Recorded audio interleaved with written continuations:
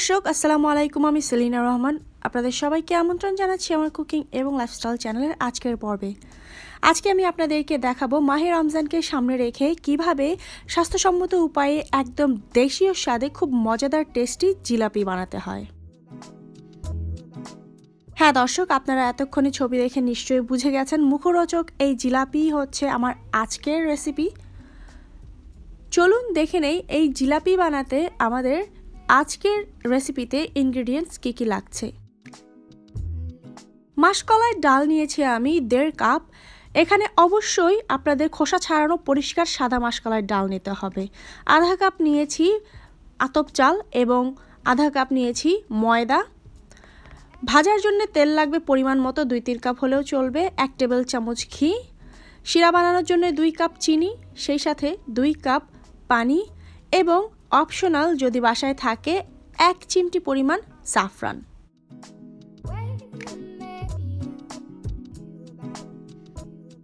ডালটাকে আমি ভিজিয়ে রেখেছি প্রায় 12-14 ঘন্টার মতো। আপনারা সম্ভব হলে পুরো একদিন মানে 24 ঘন্টা ভিজিয়ে রাখবেন। মাঝখানে দুবার করে পানি বদলে ধুয়ে দেবেন কচলে। সেই সাথে চালটাকেও আমি ভিজিয়ে রেখেছি প্রায় 4-5 ঘন্টা হলো। এগুলোকে ভালো করে ধুয়ে পানি ঝরিয়ে নিয়েছি। এখন আমি একটা ব্লেন্ডিং কাপে ভরে এটাকে ব্লেন্ড করে নেব। আপনারা যে কোনো কোম্পানিরই ব্লেন্ডার ব্যবহার করতে পারেন। যাদের বাসায় ব্লেন্ডার নেই, পাটা থাকলে পাটায় পিষে নেবেন। আপনারা এ ধরনের যেই ব্লেন্ডিং ব্লেড আছে এবং এ ধরনের যে গ্রাইন্ডিং ব্লেড আছে, যে কোনো একটি ব্যবহার করতে পারেন, দুটোই আপনাদের কাজে লাগবে। চাল এবং ডাল দুটো একসাথে করে আমি এভাবে ব্লেন্ড করে নিয়েছি এবং সেই সাথে আমি দিয়ে দিচ্ছি 1/2 কাপ ময়দাও। আপনারা সবাই জানেন চাল ডাল ব্লেন্ডারে ব্লেন্ড করলে একদম পুরোপুরি মিহি হয়ে যায় না, কোনো অসুবিধা নেই, সেটাও চলবে। অল্প একটু 2 টেবিল চামচের মতো পানি দিয়ে এটাকে হ্যান্ড মিক্সার দিয়ে ভালো করে মিক্স করে নিচ্ছি।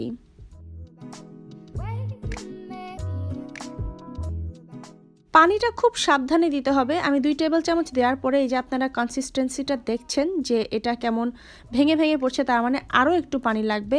আরও 2 টেবিল চামচের মতো দিয়ে দিলাম। এভাবে আমার টোটালি 5 টেবিল চামচের মতো পানি লেগেছে এখানে। তবে এটা ডিপেন্ড করবে আপনারা ব্লেন্ডিং করার সময় কতটুকু পানি দিয়েছেন।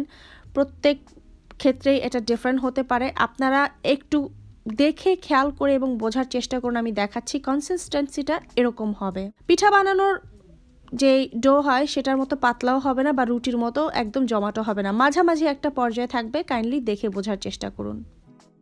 এখন আমি শিরা তৈরি করার জন্য 2 কাপ চিনি এবং 2 কাপ পরিমাণ পানি দিয়ে শিরা বানানো শুরু করে দিলাম।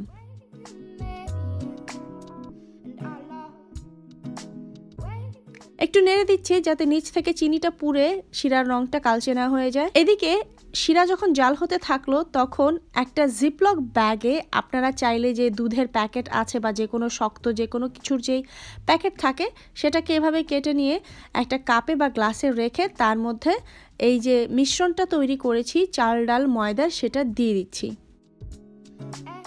এই জিলাপিটা বানানো একদমই সিম্পল, ইনগ্রেডিয়েন্টসও খুব কম লাগে, কিন্তু খেতে অসাধারণ। সেই বাংলাদেশের ছোট ছোট হোটেলের যেই সাদা জিলাপি ঠিক তার মতোই। জিপলক ব্যাগের মুখটা আপনারা একটা রাবার ব্যান্ড দিয়ে আটকে দিতে পারেন, যেটা আমি সব সময় করি। এতে করে আর যেই গোলাটা আছে সেটা ওপরের দিকে উঠে যাবে না, এবং যে আগাটা আছে এটা আপনারা আপনাদের ইচ্ছে মতো যেরকম চিকন মোটা চান সেরকম করে কেটে নেবেন। তবে এই জিলাপিটা চিকনই ভালো লাগে। একটুখানি প্র্যাকটিস হয়ে যাক তেল ছাড়া যে কিভাবে জিলাপিটা প্যাচ দিতে হয়, আপনারা সবাই জানেন নিশ্চয়ই। তারপর আমি একটু দেখিয়ে দিচ্ছি নতুনদের জন্য। এদিকে শিরাটা দ্বিতীয়বার দেখার পালা হয়ে গেল। ভালো করে যখন এরকম বলক এসে যখন একটা তার মতো হয়ে যাবে 2 আঙ্গুলের মাঝখানে, 1 তারের শিরা আমাদের চাই। 1 তার যেন হয়, এবং তারটা আপনারা দেখবেন অবশ্যই শিরাটাকে চামচে উঠিয়ে ফু দিয়ে ঠান্ডা করে তারপরে চেক করবেন। শিরাটা রেডি হয়ে গেলে এর মধ্যে আমি 1 চিমটি পরিমাণ জাফরান দিয়ে দিলাম। অনেকেই জাফরানের গন্ধ পছন্দ করেন না, তারা অ্যাভয়েড করলেই চলবে। শিরা কিন্তু কোনোভাবেই কোনো জ্বলন্ত চুলার ওপরে রাখা যাবে না, তার মানে এটা হালকা গরম থাকবে, কিন্তু এটা যেন আর চুলার ওপরে না থাকে। এদিকে পর্যাপ্ত পরিমাণে তেল একটা ফ্রাই প্যানে নিয়ে তার মধ্যে আমি 1 টেবিল চামচ পরিমাণ ঘি দিয়ে দিচ্ছি শুধুমাত্র ফ্লেভারের জন্য। একটা ছোট্ট ড্রপ ফেলে দেখতে হবে, এটা যদি ওপরের দিকে উঠে চলে আসে তার মানে তেলটা রেডি। এখন শুধু প্যাঁচানোর পালা। জিলাপির প্যাঁচ, সেটা শুনতে খারাপ লাগে, খেতে কিন্তু অনেক মজা।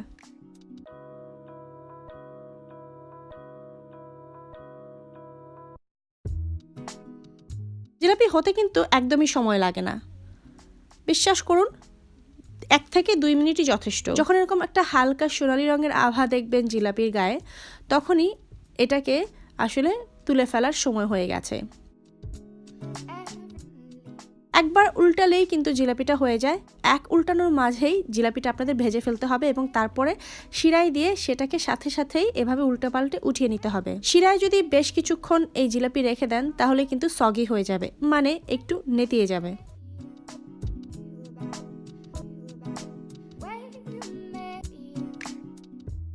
এরপর থেকে শুধু পেঁচিয়েই যান।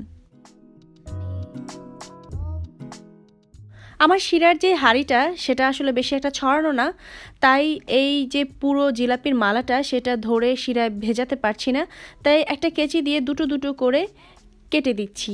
আই উইশ আমার শিরার হাঁড়িটা আরও ছড়ানো হতো, তাহলে দোকানিদের মতো পুরো জিলাপির মালাটা ধরেই ভিজিয়ে ফেলতে পারতাম শিরাতে। যেমনটা একটু আগেও বললাম যে শিরায় কিন্তু অনেকক্ষণ এটাকে ভিজিয়ে রাখবেন না, দেওয়ার সাথে সাথে এটাকে নেড়েচেড়ে উঠিয়ে ফেলতে হবে। জিলাপি বানানোর জন্য সবসময় আপনারা চেষ্টা করবেন একটু ছড়ানো ফ্রাই প্যান নেওয়ার জন্য। ডিপ কোনো হাঁড়ির কোনো প্রয়োজন নেই।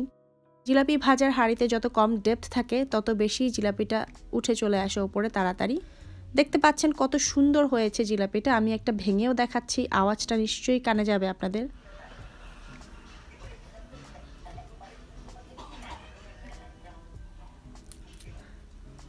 এবং ট্রাস্ট মি, এরকম মচমচে কিন্তু জিলাপি নেক্সট 2-3 দিন পর্যন্ত রুম টেম্পারেচারেই ভালো থাকবে। আপনারা রমজান মাসে এই জিলাপিটা একদিন বেশি করে বানিয়ে 3 দিন পর্যন্ত খেতে পারবেন, এটা নষ্ট হবে না, কারণ এটা ঘন সুগার সিরাপে ডিপ করা।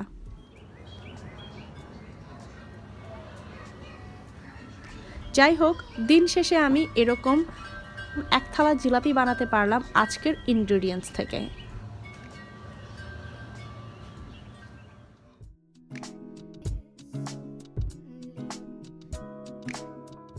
আশা করি জিলাপি বানানোর এই রেসিপিটা আপনাদের কাছে খুব সহজ লেগেছে। সহজ লাগলেই আমার কাছে সার্থকতা, কারণ রান্না তো সহজই হওয়া উচিত, তাই না?